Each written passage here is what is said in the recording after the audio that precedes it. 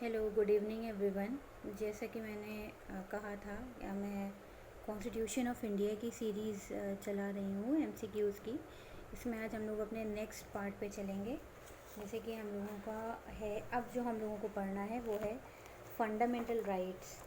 तो मुझे ऐसी उम्मीद है कि आप लोगों ने कुछ फंडामेंटल राइट्स के बारे में पढ़ा होगा। अगर नहीं भी पढ़ा है तो कोई बात नहीं, आज हम लोग फंडामेंटल राइट्स के क्वेश्चन देखेंगे। तो इससे पहले हम लोगों ने कैरेक्टरिस्टिक्स पढ़ी थी। कैरेक्टरिस्टिक्स में बहुत सारी चीज़ें हम लोगों को जानने को मिली थी। आज हम लोग फंडामेंटल राइट पे बढ़ते हैं। ठीक है, फंडामेंटल राइट से हम लोग क्वेश्चन उठाएंगे और कुछ क्वेश्चन फंडामेंटल राइट के करेंगे।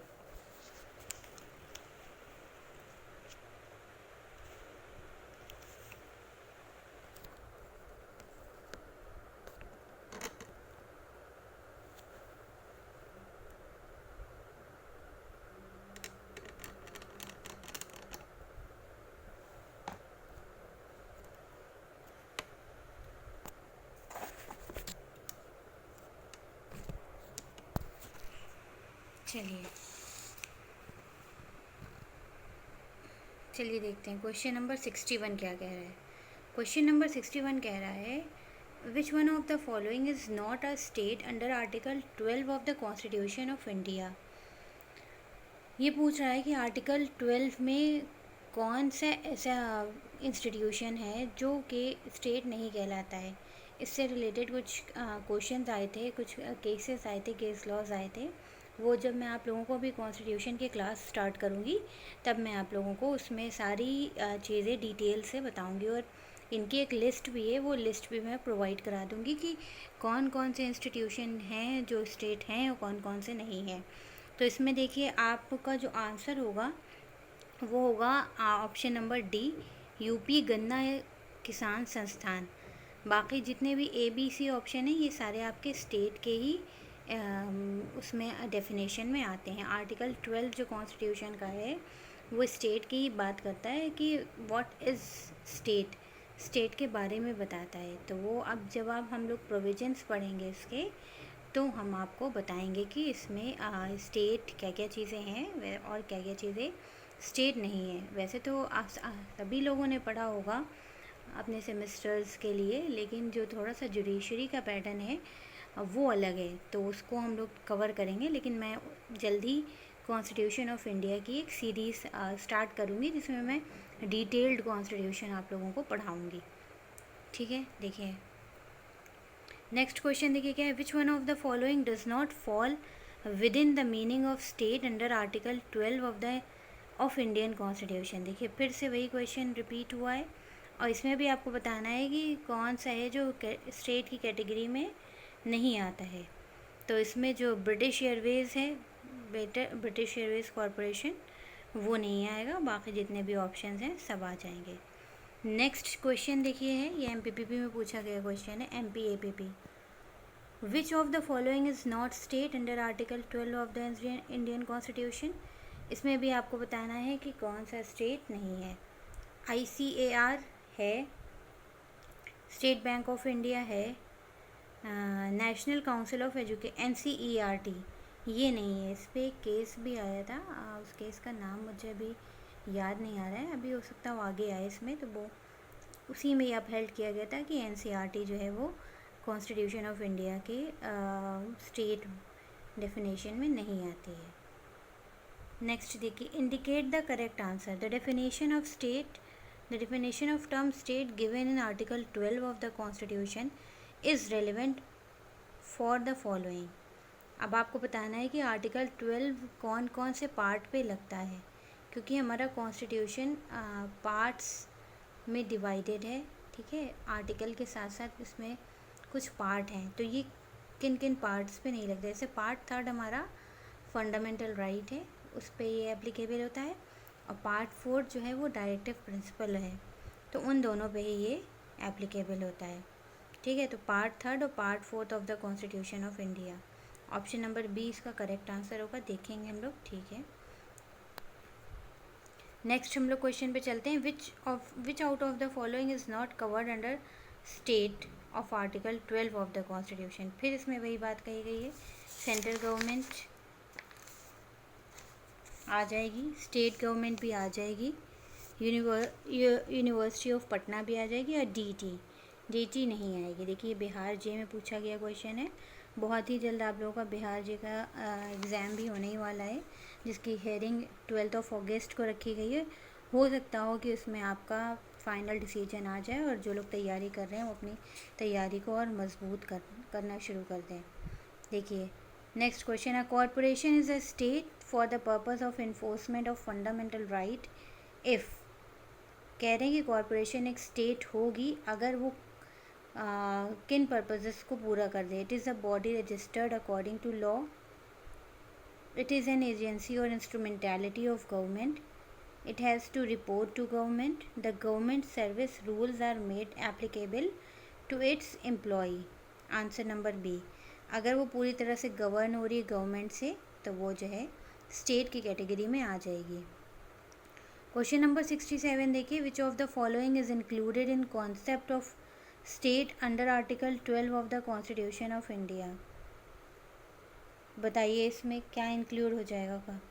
जुडिशरी तो नहीं आती है, जुडिशरी को मना कर दिया गया था।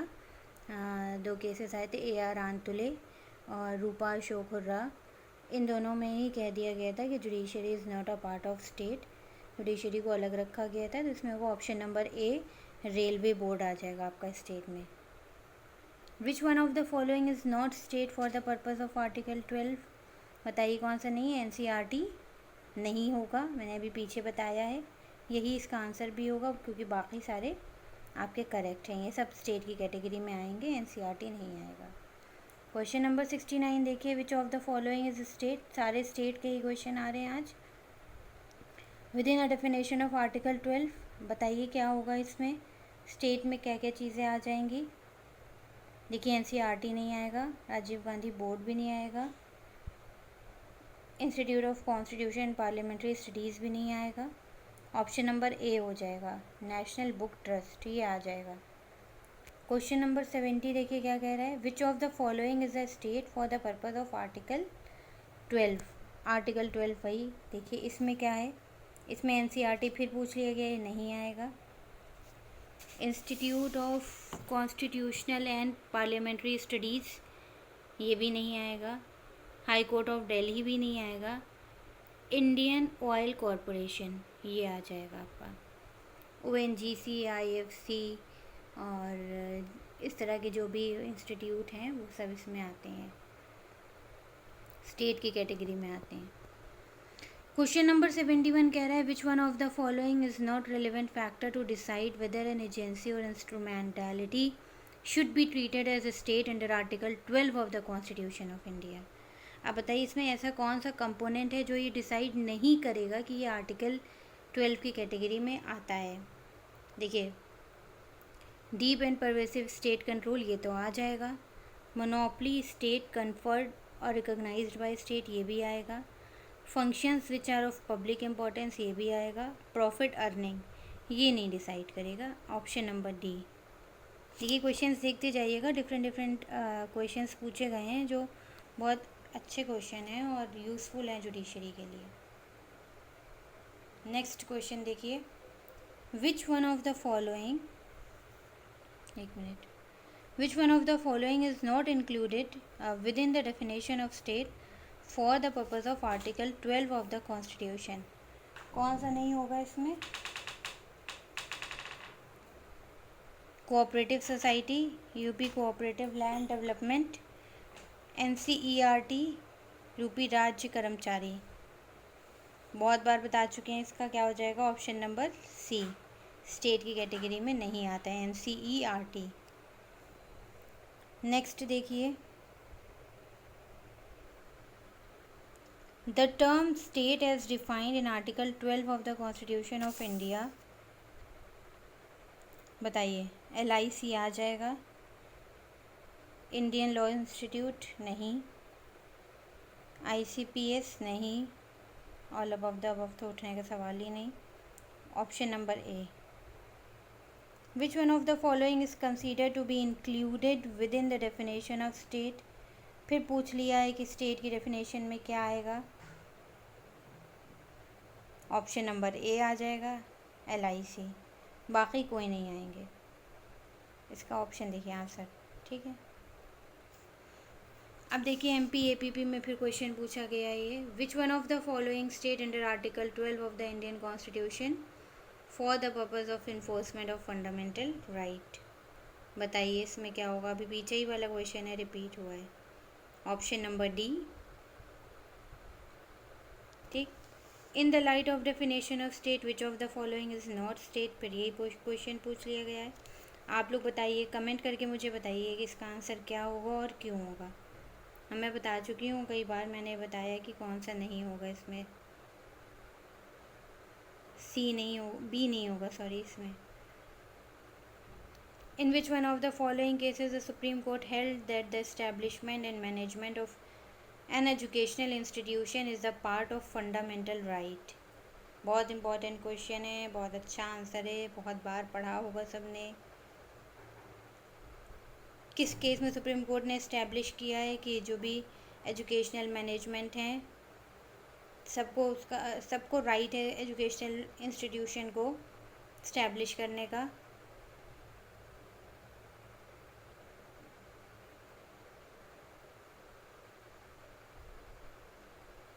बताइए सब लोग, कमेंट करके बताइए। इसमें बता रही हूँ आंसर क्या है। Answer option number B, TMA Pai foundation versus state of Karnataka. Question number 78 देखिए क्या कह रहा है, no person has a fundamental right to, कौन सा इसमें फंडामेंटल राइट नहीं है बताइए। बहुत ईजी सा क्वेश्चन है। बेसिक एजुकेशन है, प्रैक्टिस ऑफ प्रोफेशन है, फॉर्म एसोसिएशन है, approach to high courts for enforcement of इस फंडामेंटल राइट। मतलब ये है तो आपका कॉन्स्टिट्यूशनल राइट, ये फंडामेंटल राइट नहीं है आपका, ठीक है तो ये कॉन्स्टिट्यूशन में दिया भी हुआ है, लेकिन ये कॉन्स्टिट्यूशनल रेमेडी है आपकी, it's not a fundamental right. Okay, question number 79, which one of the following right is not available to an Indian citizen as a fundamental right. इसमें फंडामेंटल राइट कौन सा नहीं है बताइए। देखिए इसमें है राइट टू प्रॉपर्टी, बाकी सारे आपके फंडामेंटल राइट हैं। Option number B. एक क्वेश्चन और कर लेते हैं बस, आज क्वेश्चन नंबर 80 तक रखेंगे हम लोग। Which one of the following is not a fundamental right, कौन सा नहीं है बताइए। Right to strike, option number C. Basheshwar Nath versus Union of India something करके केस है, उसमें ये कहा गया था। नहीं, सॉरी, बाशेश्वर नाथ का केस तो no one can waive his fundamental right है। राइट टू स्ट्राइक का मैं बताऊंगी भी, बाय मिस्टेक मैंने गलत बता दिया था। ठीक है, आज यहीं तक रखते हैं, नेक्स्ट सीरीज़ में हम क्वेश्चन नंबर 81 से लेंगे। Okay, thank you. आप लोग इस सीरीज़ को देखते रहिए ताकि आप लोगों की मालूमात बढ़ती रहे।